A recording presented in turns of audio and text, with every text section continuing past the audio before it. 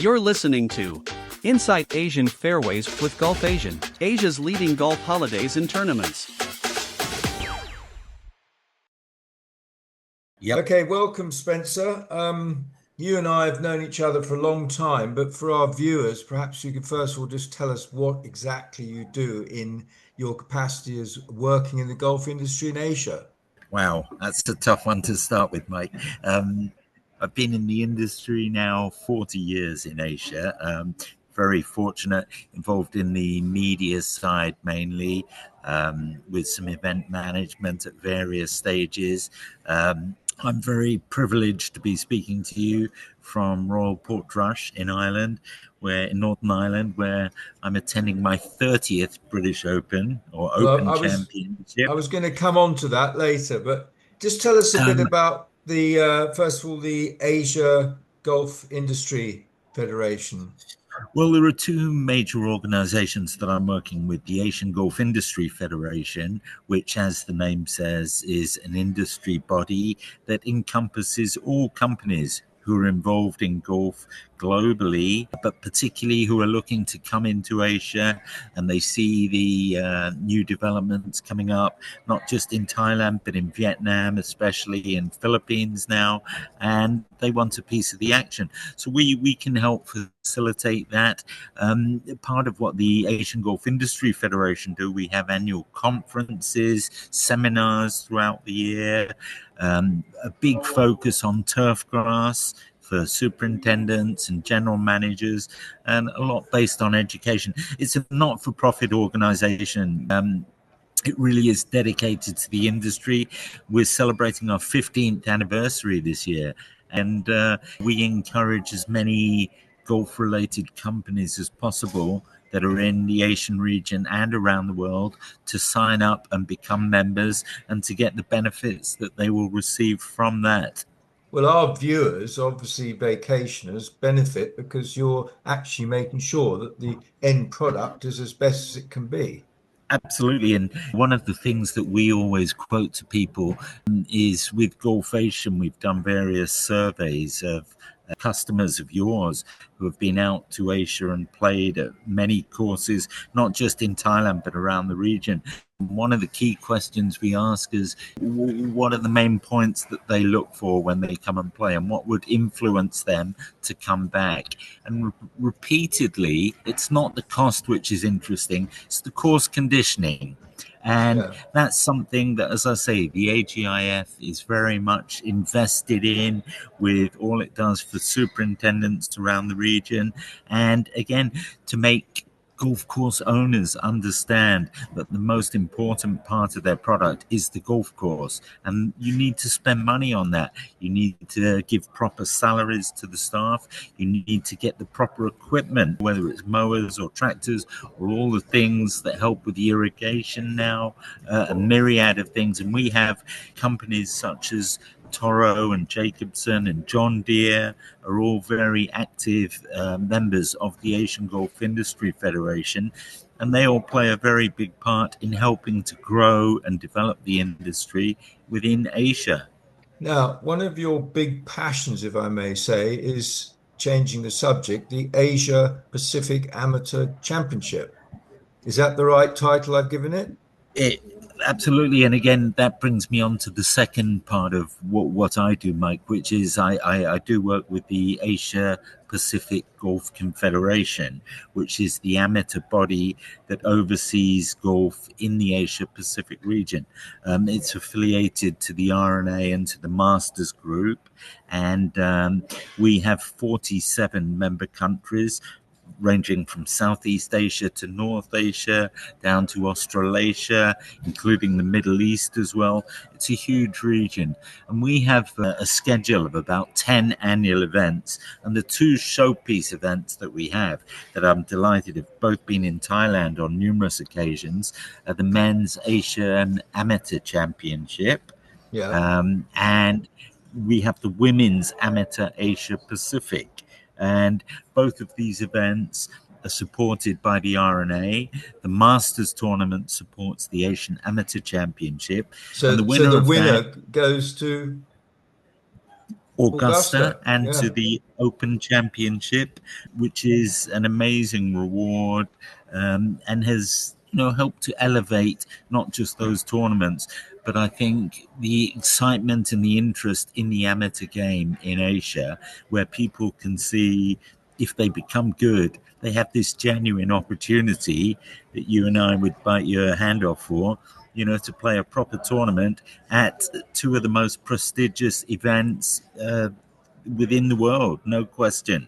Well, Asia seems to get a lot of good golfers. I think it's coming down to the fact we teach it at school. And obviously, this weekend, maybe one of your ex players, Lottie Wode, an amateur, nearly won the Evian Championship on the LPGA. I mean, it was Well, phenomenal. never mind Lottie Wout. We had Gino Titical and Grace Kim, who have both played in the Really? women's amateur Asia Pacific. Atia, Gino, was actually the winner of the first event we had at 2018 at Sentosa Golf Club in Singapore. Right. And there's a lovely story, and I've posted an article on this. Gino and Grace were actually teammates in the Patsy Hankins Trophy, which is a match play women's event, very much along the lines of the Solheim Cup, between the Asia Pacific and between Europe. And that first ever event took place in 2018 in Qatar, and both Grace and Gino Titical were part of the Asia Pacific team that thrashed the European team. And the other interesting thing, you mentioned Lottie Wode.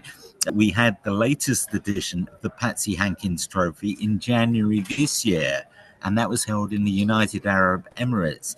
And the Asia Pacific team thrashed the European team, which included Lottie Wode. And Really? absolutely. And, we're so excited about the development of all these young Asian players that are coming through, and the national associations that are supporting and helping to develop the game, and the young players that's going to ensure that Asia is very much at the forefront in men's and women's professional golf for many decades to come. Well, a lot of your championships have been held at courses that Golfasian customers really love to play at. Recently, I think it was at Hoyana Shores in Da Nang that you held this year's tournament. And I remember meeting you once at Waterside in Pattaya. Where else has that championship been to in Asia? Oh, wow, you're testing me. I'm still a bit jet lagged. We've been a couple of times at Siam Country Club, as you said. We're in Hoyana Shores this year. The men's event we've held at Amata Spring, I Right. think on 2 occasions. Yes. It was in Japan at the Gotemba course last year, and we're due to be in Dubai, I think in October this year, for the latest edition. But it's interesting because the events have such high profile now and such incredible reach with their television coverage that we're getting more and more clubs approaching the Asia Pacific Golf Confederation Saying, and can the I host it? RNA. Yeah. Absolutely. There's a really keen number of clubs that want to do that. And to me, I think it shows the quality of the courses that we are having more and more in our part of the world, and that you'll know better than I will through Golfasian. We're attracting more and more overseas visitors and golfers who are starting to understand how fantastic our facilities are and how world class.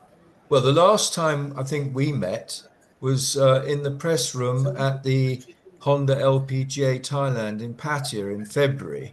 Now, as you've already said, you're in Asia, you're in Ireland, and I should think the press room must be a bit bigger because this week it's the Open, which you can't get bigger than that, can you? Well, no, I have to say the Honda is one of my favorite events. I probably do about 25 events a year. And to me, one of the great things about the Honda is that it returns pretty much to the same venue every year. And I'm still blown away by the galleries that you get in Pattaya coming down from Bangkok, and not only Bangkok, but from other Southeast Asian countries to support the girls, and especially the support that you get for the Thai girls is phenomenal there. We But got obviously, 55,000 people there last time. yeah, that's great. Obviously, when you come to the Open Championship or the Masters or the majors, it really is another level up in terms of the whole infrastructure, the media center, the galleries, and it's very exciting. I missed the Open here when Shane Lowry won in 2019. One of only two Opens I've missed in the last, I think, 28, 30 years. So I'm especially thrilled to be here this year. We've got a lot of good Asian Tour players who we're looking at. Sadom from Thailand is here, who we're keeping a close eye on. Samson Zheng from China, who qualified, who's again come up through the APGC system. He played on our Benalak Trophy men's team. So, yeah, great excitement here. And I'm looking around me in the media center now. I think we've got something like 200-300 accredited media. That's just on the print and the electronic. There's huge television compounds here. And I'm sure anyone who watches the coverage on TV would just see how magnificent the course is, and the setup, and the number of spectators here, and the whole buzz. And as soon as you touch down, have you walked the course? I haven't had a chance. We only got in late yesterday afternoon, but just arriving at Belfast Airport, all the posters and banners are about the Open, and huge pictures of Shane Lowry and Rory McIlroy, and the whole buzz. We went out, just had a walk around one of the local towns, Coleraine and Portrush last night, and everyone's here for the golf. And it is really what makes these major championships, and particularly the Open Championship, so special, in that you come to these towns in Scotland, in Ireland, and in England, that very much it's just consumed that 1 week by golf. That is the world. And with all the horrible news in the world, it's sometimes nice just to shut yourself off totally and have a week away and just immerse yourself totally in what's happening in this environment. It's a pity we don't have an Asian Open, because you've got the US Open. We should have the Asia Open. Well, it's interesting you say that. So a few years ago, Mike, I asked that the RNA do a press conference on the Wednesday of every Open week.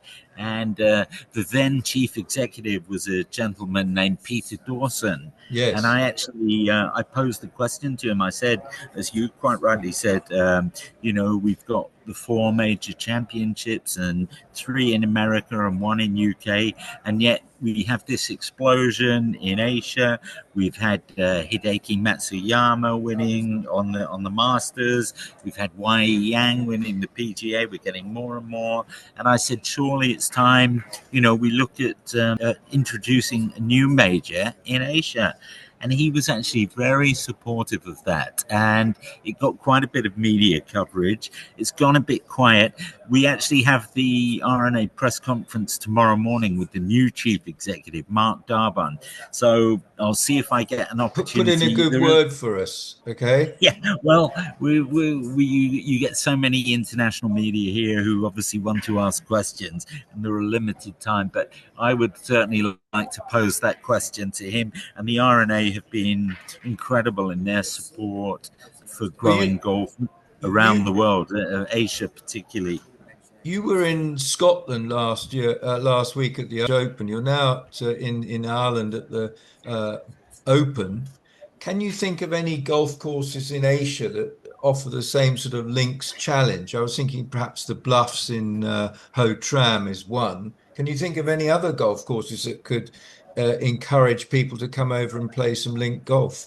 Yeah, well, I mean, we've talked about one already. Hoyana Shores, where we held the women's amateur this year, is a phenomenal link style course. And there's a couple of holes, I think, I can't remember, 15 and 16 or 16, 17, right out on the water. And when the wind blows there, it was almost like being in Scotland. And the same in Da Golf Club. You have some amazing link style courses with these huge sand dunes that are absolutely brilliant. I know in China they have 2 or 3 coastal courses that are very linksy in that. But it's obviously hard to recreate the weather conditions. You know, you may get the wind, but here, even since we arrived yesterday, you know, we've had 4 seasons, rain and sun and sleet and the strong winds. So very unique style of golf. But Vietnam, definitely, Mike. I would encourage people, if they want to come out to Asia and have link style golf, you've got some tremendous choices there. Yeah, Hoi An, Shores, Legends, etc. In fact, it's interesting to see how people describe Asian golf courses compared with European and American golf courses. What do you say is the main attraction, apart from the fact we have caddies and the culture and the food? I think it's the whole thing. It's difficult just to pinpoint that. See, the caddies are famous in Thailand and Vietnam and other places, but it's the whole experience of turning up and just the hospitality, generally the friendliness with which you're greeted. I think one of the things that I know with friends of mine who I've encouraged to come out, they've been surprised at the quality, not just of the courses, but the conditioning. And I think that's something, again, that all of us need to work on to really get the message across that our golf courses in Asia are truly world class, not just in the way that they've been designed, but in the way that they are now maintained. And, you know, people say to me, oh, you can't put them on the same level as the top courses in Europe or America. Well, I disagree with that now. I think, you know, you go to somewhere like Sentosa or the Hong Kong Golf Club or Laguna National in and I can tell you all the other courses in Thailand that I've been to, the quality of the course maintenance is as good as anywhere else in the world. Well, when I used to live in Dubai, I think they started it with the Els clubs and all the clubs they have. They had the fluffy towel syndrome and the luxury of Yes, playing golf with the name on the locker. And I think maybe through the AGIF, but we've seen in Asia a lot of the top star designers come along and put their penny's worth down on the grass. absolutely. And listen, they're all looking more and more towards Asia now. And we have a lot of the golf course architect companies who are members of the Asian Golf Industry Federation. And, you know, I think I mentioned earlier, Vietnam, we believe, is the most active place in the world in terms of developing new golf courses. I think the government have given approval for the building of another 80 golf courses over the course of the next 5-10 years. So, of course, all the golf course architects are scrambling to Make see if some they can money. get a piece, A get piece a of the piece of action. that action. Yeah. And you know, Philippines, we're seeing some new developments. We've just heard Hong Kong is having its first new course for, I think, 20-30 years, Plover Cove. So a lot of exciting things and opportunities for the golf course architects in the Asian region. And not forgetting Cambodia, which IGATA have just voted the best Asian golf destination this year. I went years ago to Siem Reap and played at the Anchor Golf Resort, which Yeah, I thought was phenomenal. I think that's a Nick Faldo that's design right. course. And Sir Nick Faldo to you, Nick Spencer. Faldo. And I know he was building 2 more Vatanach, I think, Batanak, yes, that, that's right. That's open. that That's one have of our opened. favorites. And Okay. it's exciting to see new countries developing as well like that. Now, just to finish off, you're in Port, you are Port Rush. Port Port Rush. Rush. Sorry. Who are your top three for this week? Wow. You're enjoying putting me on the spot. Well, you are a golf um, journalist. You must know that who's going to do well. Do you think an Asian well, player will listen, win? there's 3 or 4 in the field, and I think it's unlikely. I mean, one of my dreams, Mike, before I I step and pass over the baton is that I see a nation actually holding up the claret jug, because, we've been hoping that for 20, 30 years now. Yeah. And I think the Asian Tour are doing well with what they're developing with the international series. And, hopefully we will see that. Obviously, Hideki Matsuyama is a world-class player. He's won a major. He would probably still have to be the best Asian hope this week. But it's hard to look beyond, the likes of Scotty Scheffler and Xander Schauffele, the defending champion. And obviously, as I said, the home support here is quite unique. And Shane Lowry, the defending champion from Portrush in 2019, Rory after what he did at the Masters this year, and he had a great week in Scotland last week, and he's delighted to be here. And the support from the home fans, I think, is very important for them. The other guy I'll give you to look out for, a young Scots guy, Robert McIntyre, who I saw play in Singapore at Laguna earlier this year, and I was hugely impressed with him. He had a very good run at the US Open at Oakmont, and he's definitely got the game to be able to cope if the wind gets up and if the rain starts pelting down here. So he's keeping an eye on for sure. Well, it's been a pleasure to speak to you, Spencer. I hope you have a great week. I enjoyed the last test match at Lord's yesterday, but I think the Open is special. It's magic, isn't it? Well, one of the great things about being in UK in the summertime is that we got about 10 days or 12 days ago. So we got back for the British Grand Prix at Silverstone. Wimbledon was just coming to the end of its first week. You had the Lord's Test match.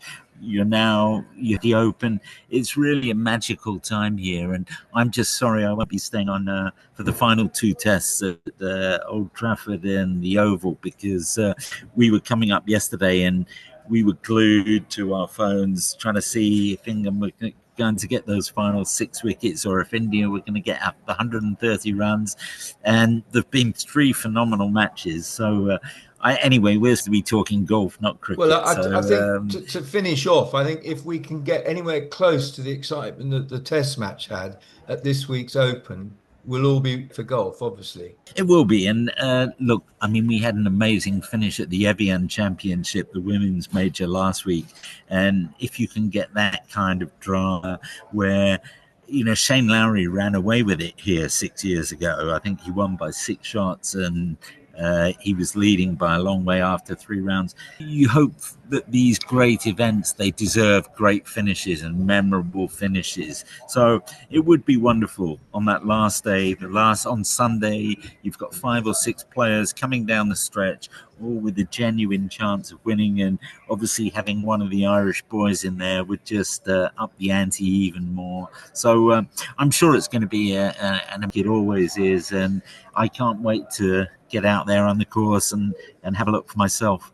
Well, I look forward to seeing you next February, hopefully, in Pattaya at the Honda LPGA Thailand. But thank you for joining us today. That's really interesting stuff.